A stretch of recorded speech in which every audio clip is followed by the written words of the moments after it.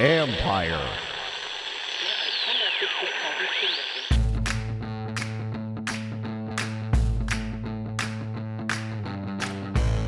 Hello and welcome to my podcast. Today I'm joined by Washington linebacker Jamin Davis, but we're not really talking football. Instead, we're talking about his friend and former teammate Chris Oates, who suffered a stroke in the spring of 2020 while at Kentucky. Oates would have been a starting linebacker for Kentucky and very likely would have been an NFL draft pick the following spring. His tragedy did open the door for Davis to play more. He may have played more anyways, but this situation pushed Davis to maximize his talent. I wrote a story about this on ESPN.com before the Monday night game, but you can hear the interview, of course, now. And I'll be joined by the Washington Post's Nicki Jhabvala as we discuss the recent 3-game streak and how long might this good play last. You can follow Nicki on Twitter at Nicki Jhabvala, that's NICKIJHABVALA, and read her work on WashingtonPost.com. She had a story last week on defensive end James Smith-Williams and his work with domestic violence victims. That was an excellent read. And of course, you can read my work on ESPN.com. I'll have a story up about the streak tomorrow and some similarities it shares to last year's streak. I do think that this team is better. I think they're more tested. And I'm going to ask Nicki about that as well. Anyway, let's get to it. So here's my conversation with Washington linebacker Jamin Davis talking about his good friend, Chris Oates. I don't even know where to start with him but how often are you still in contact with him? I check in with him here and there with the whole situation, with his making sure that his mom, when she reaches out to me, I try to respond as best as possible, knowing that I have a busy schedule. But even still, it's really tough on me every now and then when I look back and get little memories of photos and stuff like that with me and him and Square in the locker room, and because we were all extremely close. But it's really unfortunate, but in my eyes, it's always that, God has a plan for everybody, and the way that the situation unfolded, it's heartbreaking, but, I know he's going to keep going and doing what he needs to do to get back together. It's hard to sometimes understand that plan in a situation like this, isn't it? Yeah, definitely. But, at the end of the day, this is for a reason, so it's nothing to be, bummed out about. I know he's doing as best as he possibly can when it comes to, the rehab and whatnot. And it's actually motivational because I might not have it on right now, but I still to this day wear the 22 Oat Strong band they gave me when I was at Kentucky to use as motivation. And it's one of those things that that you got to have a purpose because you don't know when this can be taken from you. Do you play with that on? Yeah, every now and then. This past game I didn't because it was a little chilly out there, so I wore some sleeves. But usually I do wear it because I look down at it and it's you never know what snap might be your last, so you want to go out there and still play for him. No matter if I'm on the same team with him or not, I'm still playing for him because at the end of the day, we always going to be brothers. And so, what you said, you text a couple times a week or so? Or? Every now and then when I get an opportunity, as far as when we're not in meetings and stuff like that, or if I see that I got a little downtime, I might send something motivational, or if his mom was to reach out and give me an update or something like that, I'll do as much as I can and, just... Does he ever send you anything hey, you're playing with your hair on fire? Does he ever say anything? Because he seems like he wants to still, in talking to Coach Summerall, he's hey, make sure these guys are ready, make sure this. I didn't know, Does he ever send you anything like that? Not necessarily anything specific, but me knowing Chris, I know he probably cannot stay away from ball. He's probably right now as we speak, probably sitting at home watching something related to ball or something related to a game that he, in the past. But it's definitely, he's like I said, he's a brother for life. I know for sure he's probably sitting somewhere proud of me, and I'm always going to be proud of him and the things that he did in the past and whatnot, and it's going to always be that way. What do you remember about what happened, and how did you find out? Honestly, I remember the exact day like it was yesterday. At first, when I first heard the news, I thought it was a sick joke. I didn't even think that it was real at first. And who told you? Coach Summerall was the first one that had reached out to us and that let us know what was going on, and they didn't really give specific details because we were still trying to figure it out as well. He was trying to figure it out as well. But when it first happened, I like I said, I thought it was a sick joke or something like that. And then going forward, my first thing was is he okay? You know what I mean? That's the first thing that's gonna click into your mind is he okay? Is there any way we can see him? You know what I mean? We didn't know the extent of what was really going on. And then just going forward, I knew at that point in time, he wouldn't want us to be sitting around bummed out about the situation. He wouldn't want us to just feel pity or anything like that. So I was in my mind, it's you got to step up and do what you need to do to make him proud. And especially when it was going into the season, we figured out that we were going to get a chance to still represent him on the field wearing 22. Yeah. It was like, when is it going to be my turn? You know what I mean? Like, right. When I first found out that it was going to be my turn against the Mississippi State game, I wanted to do as best I possibly can to go out there and, I wanted to do as best as possible to go out there and represent him and to make him and his family proud, knowing that he probably somewhere sitting watching the game. So he also, he played the same position that you play. Right. Do you think, because players get chances all the time because something else, a guy gets hurt and all that. Did you ever think about that? Maybe you're going to get some time anyways, because I know the coaches felt you were playing well at the end of the year. But do you ever think about that, how your chance came about, or do you not allow that because, hey, this is? It was never anything like. And I don't mean you should feel bad, guilty about your chance, but it was more so of knowing that I was trying to step up at the end of that season, and knowing that going into it, we were both going to get equal opportunities. So I wasn't going to be bummed out of whoever was the starter, because I knew that when we were both going to be out there, it was just going to be a pretty firm rotation to go out there and both show what we got. So just go out there and play ball like we know how to do. So, I mean, it wasn't really nothing like in my mind, going back thinking what could have been or anything like that, because I know that even if he was still the starter, we both was going to go out there and just do what we do. So, but it's also, I would imagine for him, it's also weird because you're in the spot that he would like to be in. He was trending toward the NFL as well. I mean, right. Did that ever come up for you with him or anything like that, or does that? Not at all, because actually that was one of the things that me, him, and Square always harped on, was that all three of us one day was going to get to the league, and one day we was going to go out there and make our families proud. And I probably still can look somewhere in my phone and find the messages, but that was definitely something that we that was our goal, all three of us. And even still to this day, I know Square is right behind me. And I know Chris would be somewhere just sitting proud of us, and we going to always be proud of him. And like I said, we always going to be brothers. So it wasn't like he going to get here, I'm not, or anything like that. Right. All three of us, it was a mutual goal for all three of us to get to where we wanted to be. And I think for them, it's funny because when I talked to his mom and I was texting with Chris, because I asked him, is it weird? Because from that side, it's like seeing you, would it remind them of where he isn't? But it actually was, I think, very proud of you, right. more than that. And it may have been hard, but I think there was a very pride. And I think they even said, they told you, represent him basically. Do it, don't take advantage of this opportunity. Right, definitely. That's the only thing you can do in this situation is do as best you possibly can to make him and his family proud, because I know if I was to go back to Cincinnati, Ohio, they would definitely greet me with open arms, right. like I'm a brother of his as well, because that's how I look at it as well. And because, I mean, at the end of the day, me and him, we always going to be close, regardless of the situation, regardless of the circumstance, and just knowing that, like I said, at the end of the day, you never know when it can be taken from you, and you never know when will be your last snap, and you just want to go out there and play with your hair on fire, like I said. And I'm pretty sure if you go back and talk to Square, he'll say the exact same thing. It's because you never know when it can be taken from you, and it's just one of those things that going forward, no matter where you are in your career, you always going to remember that, and you always going to be able to go out to him and be there for him at all times. And one of the things that Coach Summerall said, he said after this happened, he noticed that he'd come into the meeting rooms and you've been there for 45 minutes. Right. Earlier than everybody else, much earlier than ever before. Right. And he said now he was starting to do that before then, but he wondered if there was a connection, you saw what happened and now I've got to take it one more step. It was just one of those things that it really, it's like a reality check, you know what I mean? Like I just said, you don't know when it'll end. So it's once you see that happen to somebody you were so close to, when Chris and Square first got on campus, because I was a guy that I wasn't really out at the bars and partying or anything like that. So it was when I came across somebody that was extremely similar to me in a lot of ways, it was I instantly clicked with him. So it was we would always talk, even outside of ball. I would go over there and just play video games with Chris and just... What video games? Probably Fortnite and stuff like that. Of course. I got kids. At that time. Yeah. But it was just one of those things that when you seen it happen to him, it hit really close to home, because it's you don't know when this could be taken from you, and it was like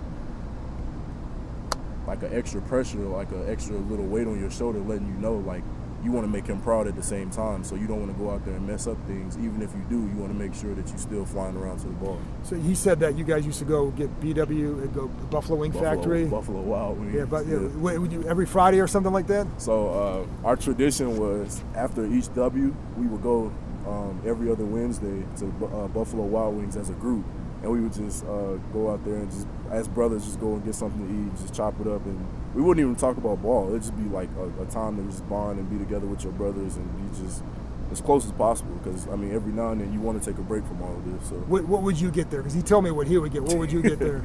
I would always get,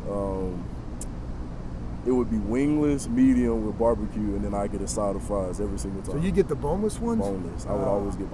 Don't take it. My son does Don't take that it any too. type of way. I just took it boneless because I would always try to get some extra, and then we would switch around the table sometimes. So that's why I got boneless. Okay. Then the other thing that Coach Summerall was talking about is you and DeAndre and Chris at the Belk Bowl all went out and got these crazy coats. You know what's funny? That coat is sitting right in my closet in its own spot. Really? I swear. It's a Nautica jacket that me, him, and Chris, all three of us still have that jacket to this day. Like, I probably could wear it up here tomorrow if I wanted to. Really? Yes. Why did you all three get that? Like, because that's a sign. I mean, it was just a thing. Like, we decided that one day we was gonna like all wear it and match together, like on some like we brothers type deal or whatever. And I guess like it just at that specific moment, I didn't think they were gonna actually get it, but then they was like, yeah, like all three of us gonna get it. So I went back and was like, let me see if I can find it in my size. And then we ended up like standing right there, and we was like, okay, let's go to the register. So then we ended up all three of us buying the same jacket. So you guys were always tight then. Yeah. So yeah, like, what else would you guys do? Like when I first met him, it was just like it was instantly like I'm telling you, like I can still pull up videos on my phone. We used to joke around in the locker room. Like, do you know what Snapchat is? Oh yeah. I get memories on my Snapchat all the time, Really? like almost every other day, from like when we'd be just sitting in the locker room laughing, playing, or videos of Square dancing in the locker room and me and Chris sitting Really? making fun of them. Oh yeah, definitely. And like I said, outside of ball, just every now and then just going over to his house, just playing video games with him, or even if I'm at my own house, just being online, playing games with him, or even if it's related to ball, watching film together. That's what we did too as well. And it was just things like that I felt like made us closer. What was it like for you when you saw him the first time after? I still remember when I first seen him. When I first seen him, it was the Georgia game. When he came in, into the locker room, and it took everything in me not to shed a tear, because it was just like wow, like he really sitting here in a wheelchair, like, and it was crazy because Coach Summerall was the one that kind of like leaned on us to let us know, like, you don't want him to feel bad, about the situation. You don't want it to be a pity party, because we need him to keep going. And at the end of the day, if I was in that kind of situation as well, that's what I would want. You know what I mean? Like, I wouldn't want anybody to feel bad for me. And I know Chris. I know Chris. I know he wouldn't want anything like that. He wouldn't want nobody sitting around like feeling sorry for him, because it's not like it's a predicament where he can't like get back to where he needs to be and where he wants to be. So there's no reason to sit and feel bad. Like, yeah, it's heartbreaking that the situation unfolded the way that it did, but at the end of the day, like, Chris is a real humble guy, and he's not gonna let anybody sit around and feel sorry for him, and he's not gonna feel sorry for himself, and he's gonna do what he needs to do to be on top of his A game at all times. How good a player was he? Oh man, we can sit talking for hours about how good of a player Chris was. It was almost like watching a baby Ray Lewis out there. Like, really? I vividly remember the Belk Bowl. I was actually on the sideline, but I remember watching him, and he had made like 2 or 3 plays like back to back on one specific drive, and it was like, man, like this motherfucker is going to the league. Like, it's crazy. Like, just sitting watching him, and it was like. Do you remember what he did on those plays? I can't remember specifically. I do remember I was on the sideline. I was just standing there watching it. One of them was like maybe a screen or something like that, and it was like a TFL that he just shot and he made, and he stood up and was like, yeah, like with his arm. And I was like, it just got me just like jumping, because I'm like, man, like Chris is a dog. Like, there's no way that you can take that from him. Like, that's just naturally him. Like, he just has love for the game that it's not something that you can teach to somebody. And you just always remember him being like that, even in practice. Like, he just took everything so personal, me, him, and Square, and that's part of the reason why I look at it the way that I look at it. It's like, I want to be perfect with almost everything that I do, because he was the exact same way, him and Square. And I just felt like going forward, like with my career, I will always be that way.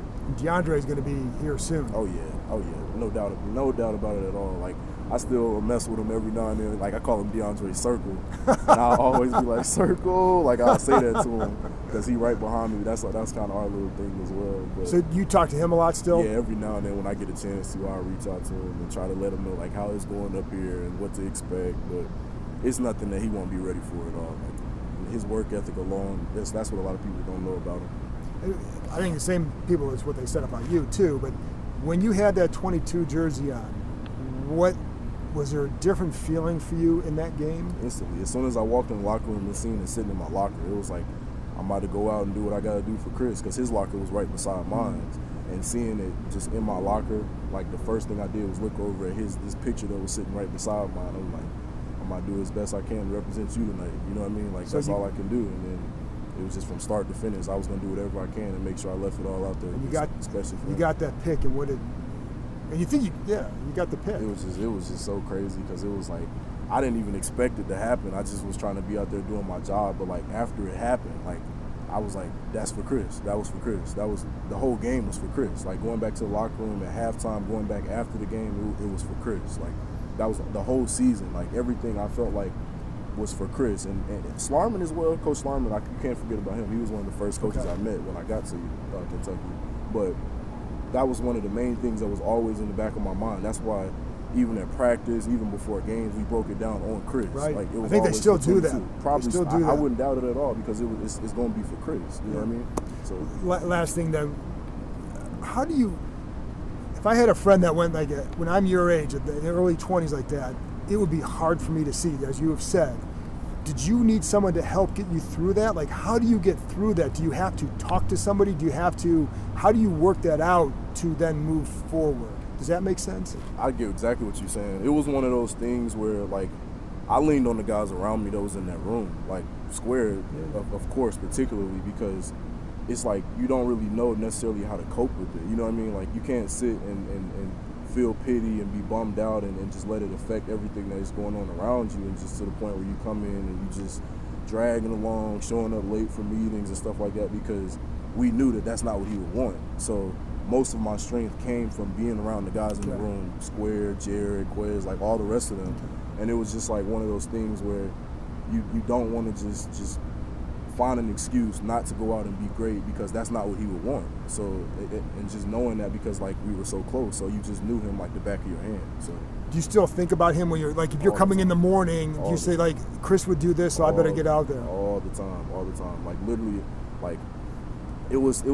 I'm pretty sure it was a couple days ago, or maybe last week. It was a picture that he put on Twitter, and it just instantly reminded me of everything all over again. It was a picture of me, him, and Square after practice, or in the middle of practice one day. And it was just one of those things where it's just a constant reminder, like, man, like this could be taken from you at any given moment. There's no reason why you should go out here and not play like every snap like it's going to be your last. You should be early to meetings, doing whatever you can to just go out and just play ball and have fun doing it, because the good man up above can take it from you at any given moment. So that's all it really boils down to. Thanks, man. Yes, sir. Thank you. After this break, I'll be back with the Washington Post's Nicki Jhabvala as we discuss the Washington football team's 3-game streak and their playoff push. This episode is brought to you by FanDuel. Football is back, and the best bet you can make is downloading the FanDuel Sportsbook app. It doesn't matter if you're new to gambling or an old pro, FanDuel has something for everyone. And as an official sports betting partner of the NFL, you know your bets are safe. There's also never been a better time to use FanDuel, because right now, you'll get up to $1,000 back if your first bet doesn't win. You can even turn a small wager into a big payday with a same-game parlay bet. Just sign up with the promo code Spotify to place your first bet risk-free on FanDuel Sportsbook.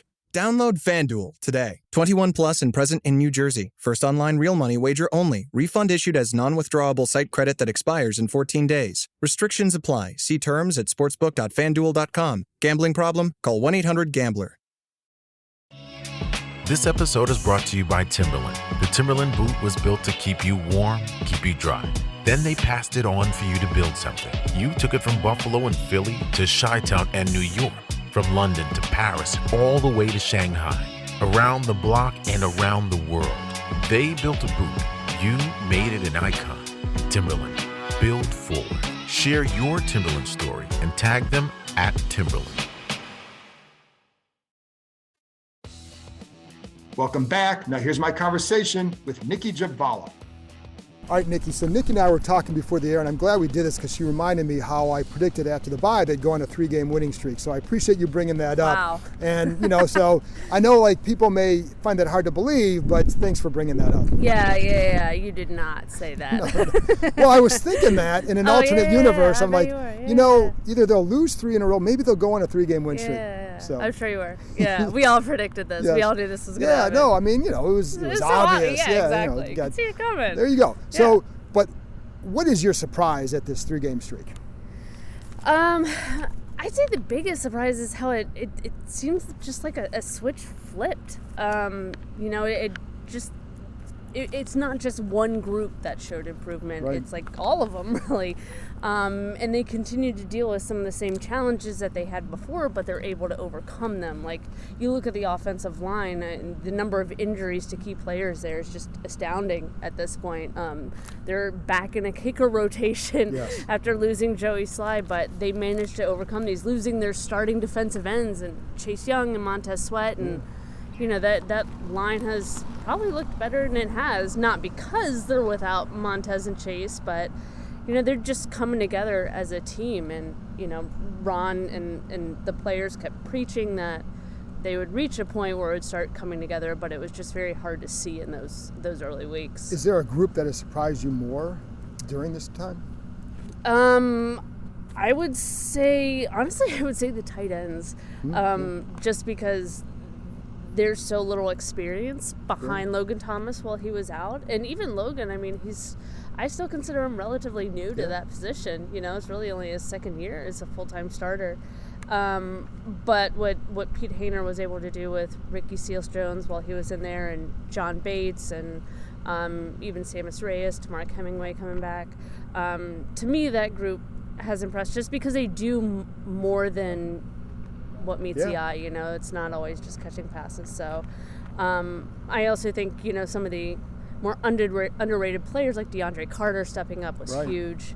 I would say that defensive line, just losing those 2 key players on the edge, and bringing in Casey Toohill and James Smith-Williams, and what they've done in conjunction with the interior guys has been impressive. And I want to ask you about James Smith-Williams, because you wrote a nice story about him a week or so ago, so I want to get into that in a minute. But just as from the offensive line standpoint too, surprised that they could keep that going given their 4 centers. You got Cornelius Lucas or Cosme in and out because of injuries and all that, and yet they keep going. Wow. I mean, I remember there was a point last season, right, where there was one game where they reached the very end of their depth chart in offensive linemen. They still held up.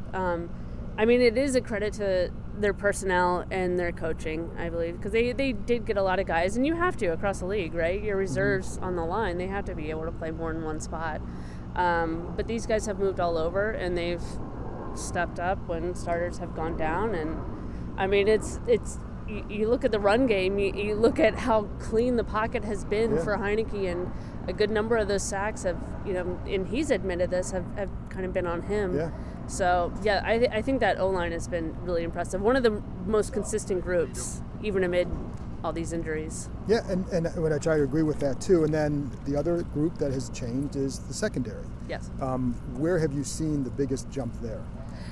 I'd say with the safeties. I mean, I feel like, again, there, just in how they've compensated for injuries, in some ways they've found, similar to last year too, they've discovered some talent that maybe they wouldn't have otherwise. You look at Danny Johnson, who's kind of filled in at the slot, and they've put out which has been a big surprise, because that bumps out Benjamin St. Juste, who had been playing outside. Now Kendall's outside. Right. And Kendall has been playing better outside. He played better outside last season.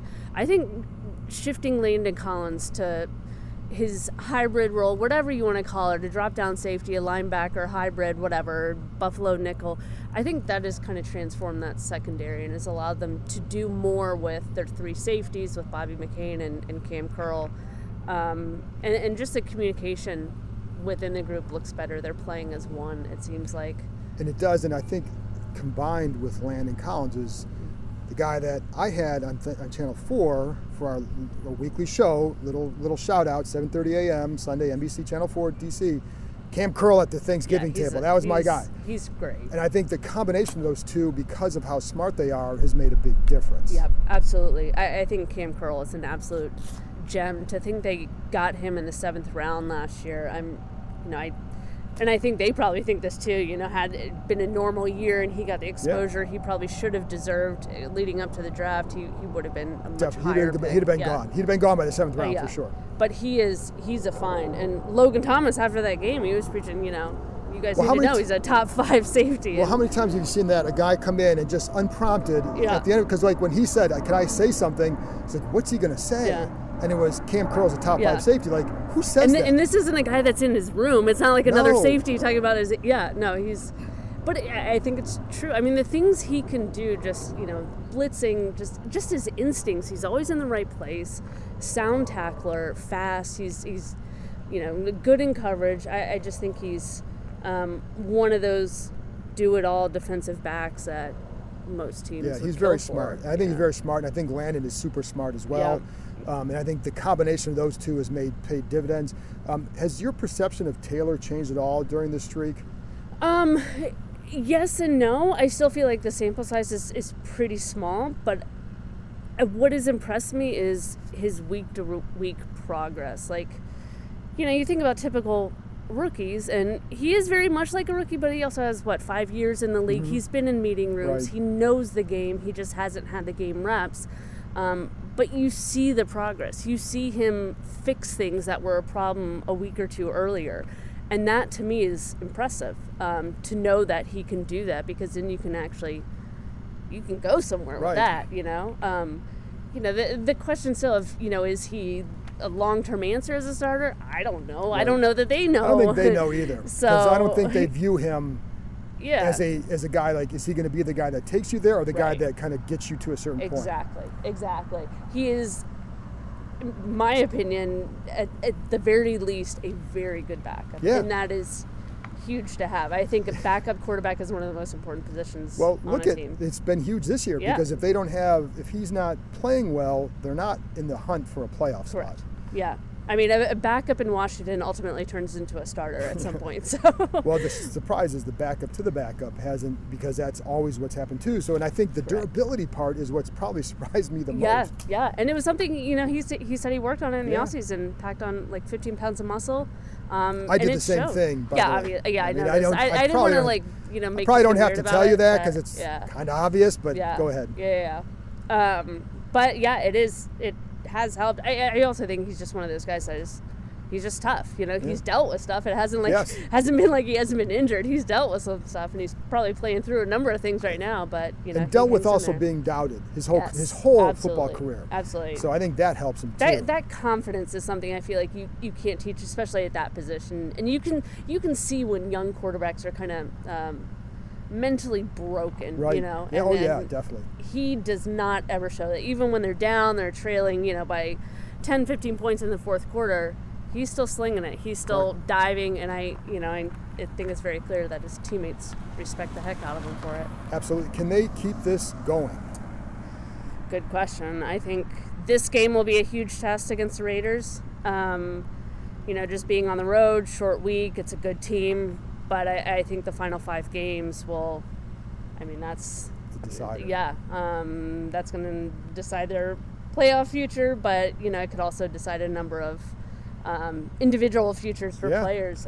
So that's going to be key, especially seeing what guys can do this late in the season, these critical games, who really steps up. So we'll see. And then I guess the hard thing to predict is the health, because it's funny because despite you saying that I had picked all these games right, I was concerned about this going into the stretch because of the health. I didn't know you had any doubts. That's weird. I don't know what you're talking about. But the health was, to me, the health was a big thing. Like, how can you keep overcoming some of this stuff? Right. And they have. Right.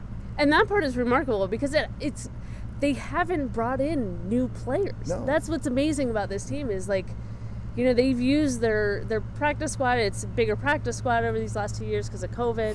But they've used that as kind of like a developmental pipeline for the offensive line. Maybe they start doing it for kickers and holders now. Who knows? But, they've stuck to their same group really since training camp. So, yeah, I mean, I'm very curious if they reach a point, and never like to see anybody get injured, but, you know, if something happens, do they have to bring in new talent? How quickly do they acclimate that person? So, I think the two things for me is that it should remind people that when you're in free agency, building depth is just as huge as signing that big name free agent, because the first year they built depth, and even this year they built depth. DeAndre Carter, Charles Leno, Eric Flowers, like, you know, and they missed on some others so far. Right. So we know that, but the depth has been key. And then I think it's also, you know, preaching or having a consistent message, or developing your own. Right. Because everybody, you know, I'm sure we all got the questions. Well, how can they improve into this? Well, the secondary's got to improve. Internally, they have to improve. You're not going to go out and find this elixir outside here. And I think that's what they've done. I think there's been the more they play together, the better they get. And I think it's also been not just that, but they figure out how to use some guys. Right, absolutely. And that's where I think continuity is key. And, like, you know, especially for a team like this where there's been so much losing disappointment, there's not that patience to really rebuild from the start. But you need that. You need guys that have been in the system for at least a year or two to really understand and be able to step in seamlessly and be those depth pieces that you need. And I think that's what they're starting to see now. You just hope kind of going into this offseason that they don't change a number of key positions, because then you're kind of in the same boat where you're starting over with a brand new secondary and you need 5-6 games to kind of, you know, get acclimated. So hopefully they can start to avoid that. Last thing I did want to ask you about the James Smith-Williams piece, even though it was like a week or two ago. So but people should still go Google it and search out if you didn't read it, because it's about his work with domestic violence victims and all that. And just, you know, what stood out to you as he had talked about that before you went into depth with it. So what stood out to you after writing that piece? This is just something that he took an interest in on his own. It wasn't something that he had really been exposed to, but while he was at North Carolina State, Brenda Tracy, a victim of rape about 15-16 years ago, she spoke at North Carolina State, and it really touched James Smith-Williams, and he immediately wanted to get involved, and has become an ambassador with her organization, Set the Expectation, and has really done some tremendous work in raising awareness and trying to help the local community here in D.C. and in his home state of North Carolina just provide resources for victims and families of sexual violence. And I think he's gonna receive a pretty significant honor before the Vegas game. Actually, it's from Vital Voices, and it's an honor that, you know, President Biden has received, Troy Vincent, NFL executive, has received in the past, and it just really speaks to the work he's done, which is impressive. It's not always a topic that people in general are willing to talk about, but especially young men and young men in the NFL. So it's pretty impressive, the work he's done. It is, and he's I had him on the podcast this summer because he's a very mature guy. And I think because he comes across very well as that, he's a big time reader. There's a lot of things to him that I think makes him a very well-rounded person, and I think an interesting person to talk to. Absolutely, and he's played well. His first start. Very strong. I like him. Yeah, he's what, similar to you? Is that where you're going with that? I mean, yeah. Okay. I thought again that was obvious, but thanks for bringing it up. But yeah, his first start in Carolina, his home state no less. His mom was, in the front row, and him and Deron Payne get that game-sealing sack. So that had to be pretty cool for him. Yeah, there you go. Nikki, thanks a lot. Of course. Thanks for having me. This episode is brought to you by HP Plus. In a world full of smart devices, shouldn't your printer be smart too? It is with HP Plus. These printers know when they're running low, so you always get the ink you need delivered right when you need it. Plus, you save up to 50% on ink, so you can print whatever you want, as much as you want, anytime you want. Huh, that is pretty smart. Get 6 free months of instant ink when you choose HP Plus. Conditions apply. Visit hp.com/smart for details. That's it for this episode. Thanks to Jamin and Nicki for joining me, and thank you, as always, for listening. I'll be back with another episode previewing the Raiders game on Friday morning. I'll talk to you next time.